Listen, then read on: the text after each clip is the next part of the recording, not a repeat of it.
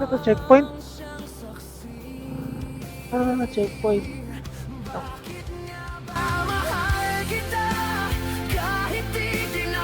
Ito palang kalsada na binabaybay ko ngayon ay ang kahabaan ng Tagaytay Route papunta ng Nasugbu, Batangas. At sa mga oras na to ay mag-isa lang akong bumabiyahe dahil papunta ako ng Lian, Batangas.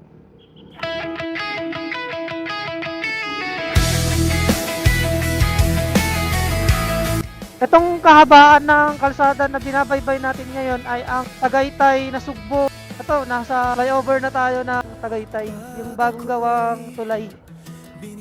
Sobrang lamig po dito ngayon.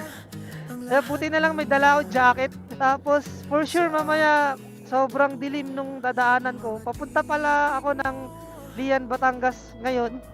So 8:30 na pala no ng gabi. Ayan, nasa left side natin yung view ng Taal Volcano. At ayun, bound to Tuwin na tayo ngayon. Kung familiar po kayo doon sa Lian, Batangas na pupuntahan ko ngayon, kailangan ko ng bilisan ngayon kahit pa paano yung punta doon kasi for safety at yung sa time management kasi na kailangan namin. At ayun na nga po, ito nga po madilim yung dadaanan dito.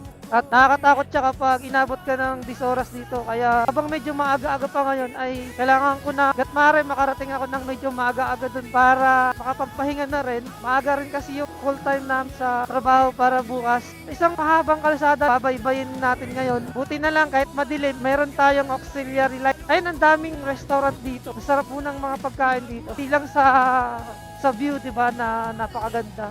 Sikat din tong Tagaytay na to sa kainan na napakasarap. So ito na nga po, ipapakita ko na sa inyo ulit yung ating auxiliary light. Ito yung auxiliary light natin na panlaban natin sa sobrang dilim na daan.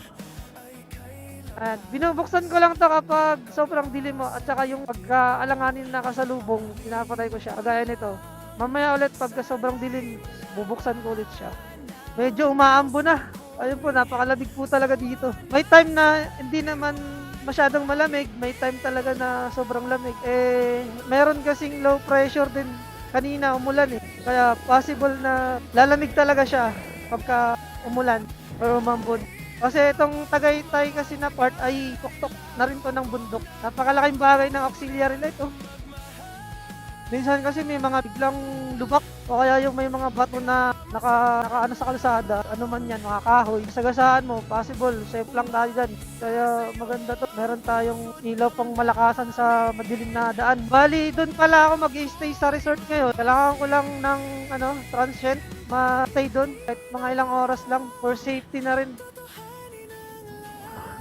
Ang kailangan ko'y paglingap dahil habang tumatagal ay lalo kong natututunang magmahal. Grabe, lamig! Kaya kapag napadpad kayo ng Tagaytay, magdala po kayo ng jacket palagi. Talagang isay-isay abutin nyo dito.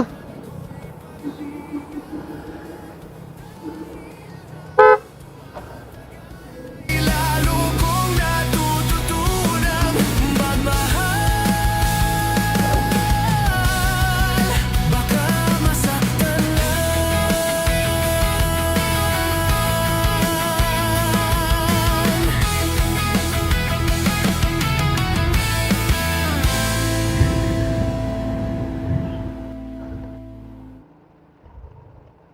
Nandito na tayo sa arko ng Nasugbu. Ayan madilim lang kaya di masyado makita. Medyo malamig pa rin dito. Pero unlike sa Tagaytay talaga na sobrang napakalamig, dito hindi naman na masyado. Kaso ito nga, sobrang dilim naman ng dadaanan.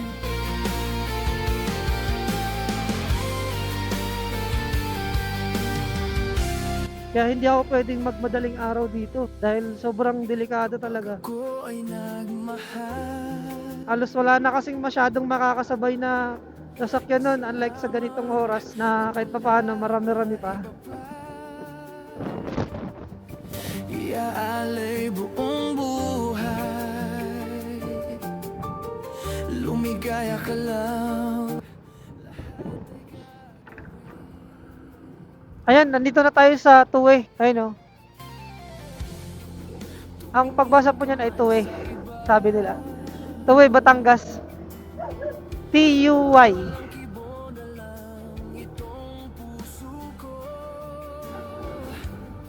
Walang sumbat na marinig.